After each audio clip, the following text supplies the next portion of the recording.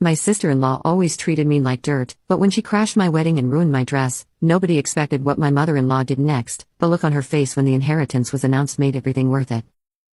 26F, never had a good relationship with my sister-in-law Jane, 29F, and after what happened at my wedding, I don't think I ever will.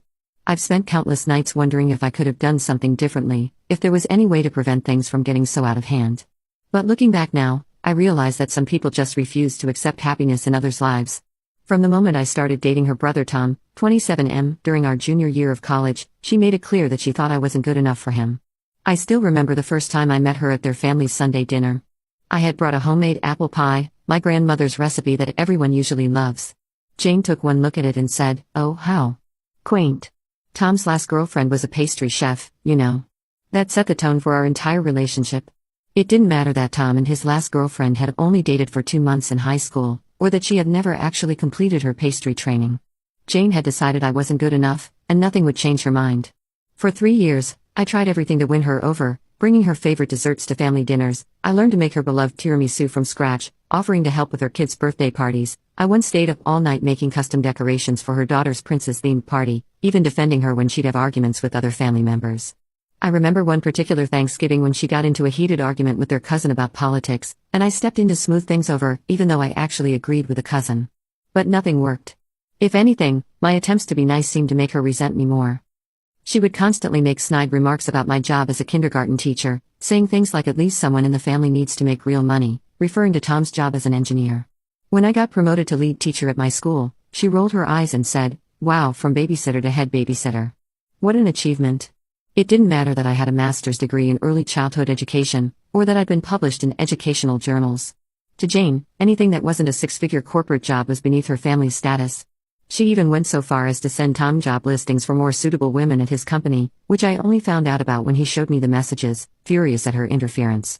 She accidentally excluded me from family events, then act surprised when I'd show up with Tom. Once, she planned a huge family reunion cruise and somehow forgot to tell us until 2 days before, knowing we couldn't possibly make it.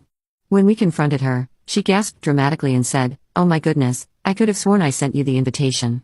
It must have gotten lost in the mail." 6 months ago.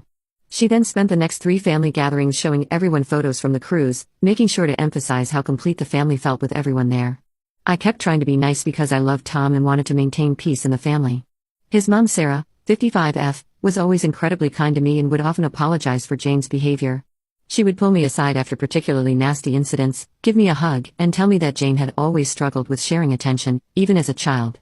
But as much as Sarah tried to mediate, Jane just got worse over time. It was like my very presence in their lives offended her on a fundamental level. Everything came to a head at our wedding last month. We had decided on a beautiful garden venue that Tom's parents had gotten married at 30 years ago. I had spent months planning everything down to the smallest detail, working extra hours at school to afford the little touches that would make it perfect. The ceremony was set for sunset, with fairy lights strung through the trees and soft classical music playing. My dress was particularly special. It was my late mother's wedding dress that I had carefully altered. Mom and I had started the alterations together during her chemotherapy sessions. She would sit in her hospital bed, sketching designs and telling me stories about her own wedding day. "Something old, something new," she'd say, as we planned how to modernize the dress while keeping its vintage charm. We managed to finish most of the planning before she passed, and I worked with her favorite seamstress to bring our vision to life. The seamstress even incorporated some of Mom's favorite lace from her veil into the new design, saying it was her way of making sure Mom would be walking down the aisle with me. During the reception, everything seemed perfect at first. The speeches had been wonderful, with Tom's father moving everyone to tears with his toast about love and family. Even Jane had behaved during the ceremony, though she had made a few comments about how her wedding had been much grander. I was walking on air, feeling like maybe, just maybe, we could finally move past all the drama. That's when Jane came up to me with a full glass of red wine, her 3rd or 4th of the evening by my count. I still remember the look in her eyes as she tripped and spilled it all over my dress. The worst part? She didn't even pretend it was an accident. She just smirked and said, "Oops, guess some stains never come out," a clear reference to how she saw me as a stain on their family. I broke down crying. Not just because of the dress, but because of all the years of abuse I'd endured trying to keep the peace. The dress had been the last physical connection I had to my mother, who passed away from cancer 5 years ago. She had been so excited when I told her I wanted to wear her dress, and we had spent hours planning the alterations together during her final months in the hospital. It was like Jane had deliberately chosen the most painful way possible to hurt me. Tom was furious and started yelling at Jane, but what happened next shocked everyone. Sarah, who had witnessed everything, stood up and addressed the entire reception hall. She announced that she had been planning to update her will to include both her children equally, but after witnessing Jane's behavior, she was making a change. The room fell silent as Sarah explained that she had watched for years as Jane bullied and belittled me, making excuses for her daughter's behavior out of maternal love. But watching Jane deliberately destroy my wedding dress, knowing full well its significance and my mother's recent passing, had opened her eyes to just how toxic Jane's behavior had become. I cannot and will not fund cruelty, Sarah declared, her voice shaking but firm. Part 2. My sister-in-law always treated me like dirt, but when she crashed my wedding and ruined my dress, nobody expected what my mother-in-law did next. The look on her face when the inheritance was announced made everything worth it. She declared that Tom would receive 75% of her estate, while Jane would only receive 25%. She said she couldn't in good conscience reward such cruel behavior, and that Jane needed to learn there were consequences to treating people badly. Jane's face turned white. She started screaming about how unfair it was and how I had stolen her family from her. She had to be escorted out by security while she was still yelling about how I had ruined everything. Tom's dad even stepped in and said he agreed completely with Sarah's decision. It's been 2 weeks since the wedding, and things have gotten complicated. Jane has been texting me constantly, alternating between apologizing and threatening me. She's convinced that if I just talk to Sarah, everything will go back to normal. Tom has blocked her number and says he's done with her until she gets professional help. Sarah is standing firm on her decision. I feel guilty sometimes. I never wanted to come between siblings or cause family drama. But another part of me feels relieved that someone finally stood up to Jane's bullying. Tom says I shouldn't feel guilty because this was Jane's choice, and she's facing the consequences of her own actions. Update 1. Thank you all for your supportive comments. A lot has happened in the past week and I needed time to process everything before updating. Jane's behavior has gotten worse. She showed up at my workplace last Tuesday, causing a huge scene in front of my students and their parents. She was screaming about how I had manipulated her mother and stolen her brother. The school had to call the police, and I was mortified. Some parents recorded the whole thing, and it went viral in our local community Facebook groups. In the video, you can clearly hear Jane screaming about how I stole everything from her and how I manipulated everyone into hating her. The worst part was that my students were terrified. These are 5-year-olds who had to watch their teacher being verbally attacked by a screaming woman. One little girl started crying because she thought Jane was going to hurt me. It took days to restore a sense of safety and normalcy in my classroom. The silver lining? My principal and the parents have been incredibly supportive. My principal, Mrs. Rodriguez, immediately implemented new security protocols and sent a letter to all parents explaining the situation while emphasizing the school's commitment to maintaining a safe environment. The parents organized a surprise "We Love Ms. My Name" day where the kids all brought in handmade cards and their parents brought breakfast treats. One mom, a lawyer, even offered to help with a restraining order pro bono. Several parents wrote detailed statements about Jane's behavior at the school, which proved invaluable in court. They've all witnessed firsthand what I've been dealing with, and several parents have written letters supporting me in case I need to file for a restraining order. Tom is beyond furious. He's hired a lawyer and we're in the process of filing for a restraining order against Jane. During her visit yesterday, Sarah opened up about Jane's childhood in a way she never had before. Over a cup of tea, she shared stories that helped explain, but not excuse, Jane's behavior. Apparently, when Jane was 7, their father had a brief affair that nearly broke up the marriage. Though they worked through it, Jane developed severe abandonment and trust issues. She became extremely possessive of her family, especially her father and brother. Sarah and her husband tried family therapy back then, but stopped when Jane seemed to improve. Now Sarah realizes they should have continued, as Jane had simply gotten better at hiding her issues rather than actually dealing with them. She revealed that Jane has always had issues with jealousy and control, but they had enabled her by giving in to her demands to keep the peace. Update 2. The situation has escalated significantly in ways I never could have imagined. After multiple court appearances and providing extensive documentation of Jane's harassment, we successfully got the restraining order against her. The judge was particularly concerned about the incident at my school, saying that bringing harassment into a place with young children showed a disturbing lack of boundaries. But rather than serving as a wake-up call, the restraining order seems to have pushed Jane over the edge. She became obsessed with the idea that I had stolen her family and was determined to expose me. She created multiple fake social media accounts to harass me, even tried to get me fired by sending fake complaints to my school board. Thankfully, we had documentation of everything, and the school board saw right through it. They've been incredibly understanding and have even hired additional security for the school. Sarah has also taken action. She's now officially updated her will, and has made it clear to Jane that if she continues this behavior, she'll be completely cut out. The most surprising development? Jane's husband Mark reached out to Tom yesterday, asking to meet at a coffee shop away from their usual haunts. Over 3 hours of conversation, he apologized for not stepping in sooner and revealed that he's filing for divorce. He showed Tom messages and videos Jane had sent him, ranting about conspiracy theories involving me and her mother. He explained that he tried to get Jane to seek help for months, even before the wedding incident, but she'd refused every time, insisting that she was the only sane one and everyone else was against her. The final straw came when she started telling their children that I was an evil woman who was trying to destroy their family. He couldn't bear to watch his kids being poisoned by such toxic behavior. He said he can't watch Jane self-destruct like this, and needs to protect their kids from her toxic behavior. He's been documenting everything for their custody case.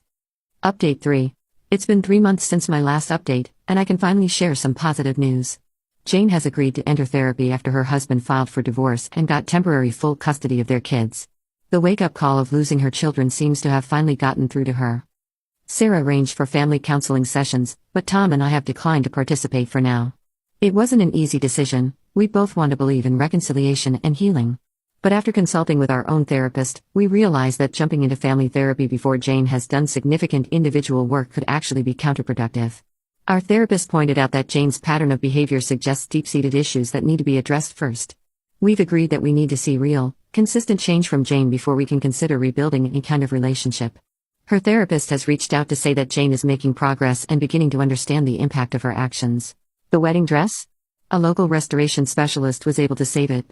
Sarah insisted on paying for the restoration as part of her apology for not addressing Jane's behavior sooner. She's become like a real mother to me, and our relationship has grown even stronger through all of this. Part 3. My sister-in-law always treated me like dirt, but when she crashed my wedding and ruined my dress, nobody expected what my mother-in-law did next. The look on her face when the inheritance was announced made everything worth it. Tom and I are focusing on our life together and healing from all the drama. We've started couples therapy to process everything that's happened and ensure we're on the same page about boundaries with his family moving forward. Our therapist, Dr. Mitchell, has been amazing at helping us understand how trauma can ripple through families and how to break those cycles. She's helped us develop strategies for supporting each other while maintaining healthy boundaries with Jane and others. We're learning that it's possible to be compassionate without becoming enablers, and that sometimes the most loving thing you can do is maintain firm boundaries. The silver lining in all of this is that it's made our relationship even stronger. We're truly partners who face everything together. I've learned that sometimes standing up to bullies isn't just about protecting yourself, it's about breaking patterns that hurt everyone involved. Jane's behavior wasn't just hurting me, it was hurting her, her children, and the entire family. Sometimes the kindest thing you can do is refuse to enable toxic behavior, even if it causes short-term pain. As for the inheritance situation, Sarah has kept her word about the 75-25 split, but has added conditions after consulting with both her lawyer and family therapist. She's structured it in a way that encourages growth and healing rather than punishment. The new conditions require both Tom and Jane to attend therapy and show documented progress in personal growth. There are also specific clauses about maintaining civil relationships within the family, not just superficial politeness, but genuine effort to resolve conflicts healthily. Sarah's lawyer helped her include measurable criteria for this, like participating in family mediation sessions and following therapist-recommended communication guidelines. It's no longer about punishing Jane, but about helping both her children become better people and ensuring the family's legacy supports healing rather than enabling dysfunction. That both Tom and Jane need to attend regular therapy and demonstrate personal growth to maintain their portions. It's no longer about punishing Jane, but about helping both her children become better people. Final update. It's been 6 months since my last update, and I felt it was time to share what's happened since then. A lot has changed, mostly for the better. Jane has been consistently attending therapy for 4 months now. Her therapist diagnosed her with several issues that she's working through, and while I won't share the specifics out of respect for her privacy, it helps explain some of her behavior. This isn't an excuse for what she did, but it provides context and a path forward. The most significant change has been in her relationship with her kids. After 3 months of supervised visits and showing genuine progress in therapy, she's now allowed to have them every other weekend. Her ex-husband says she's like a different person with them, more patient, more present, more loving. They're taking co-parenting classes together, and while they won't be getting back together, they're learning to be better parents. Something particularly touching happened last week during one of our supervised visits. Jane brought a small photo album she had found while packing up her things for her move to a new apartment. It contained pictures from when she and Tom were kids, including several of her protectively holding baby Tom. As she showed us the photos, she started crying, saying she could finally see how her desire to protect her brother had twisted into something toxic. Her therapist, who was present, helped her express her feelings in a healthy way, and for the first time, I felt like I was seeing the real Jane, not the angry, jealous person she had become, but the loving sister who had somehow lost her way. Tom was deeply moved by this moment. Later that night, he confessed that he had almost forgotten that side of his sister existed. While we're still maintaining strong boundaries, this glimpse of the old Jane has given us hope that real healing might be possible. Not just superficial politeness or forced civility, but genuine reconciliation. Last week, she gave me a handwritten letter apologizing for everything, particularly about the wedding dress. She had done research about dress restoration and found a specialist in France who might be able to help repair the damage that the first restoration couldn't fix. She offered to pay for it herself, no strings attached. Sarah has been our rock through all of this. She's faced her own guilt about enabling Jane's behavior over the years and has been working with a therapist to understand how to better support both her children while maintaining healthy boundaries. The inheritance situation remains the same, but it's no longer the focal point of family discussions. Tom and I are expecting our first child, something I haven't shared in previous updates because we wanted to wait until we were past the first trimester. When we told the family last week, Jane's reaction was telling. Instead of her previous jealousy, she offered genuine congratulations and even asked if she could help plan the baby shower, but said she would understand completely if we weren't comfortable with that yet. It was the first time I'd seen her acknowledge and respect our boundaries without prompting. I don't know what the future holds, but I'm proud of how Tom and I have handled everything. We've learned that sometimes the hardest paths, setting boundaries, demanding accountability, refusing to enable toxic behavior, are ultimately the most loving choices we can make, not just for ourselves but for everyone involved. We're building our own family now, one based on mutual respect and love rather than control and jealousy. Tom and I have learned so much about setting healthy boundaries and standing up for ourselves. We've made a pact to always communicate openly with each other and to never let anyone, family or not, come between us. Our therapist says we're doing the work now that will make us better parents in the future, breaking cycles of toxic behavior before they can affect the next generation. The nursery is already painted, a soft sage green that reminds me of new beginnings. My students helped me make a beautiful mobile for above the crib, each child contributing their own special touch. Even in my darkest moments dealing with Jane, my kindergarteners reminded me daily of the pure, unconditional love that families should represent. Now, as I feel our baby kick, I'm more certain than ever that standing up to toxicity was the right choice, not just for me and Tom, but for our child's future. And maybe, just maybe, Jane will eventually become the sister-in-law I always hoped she could be.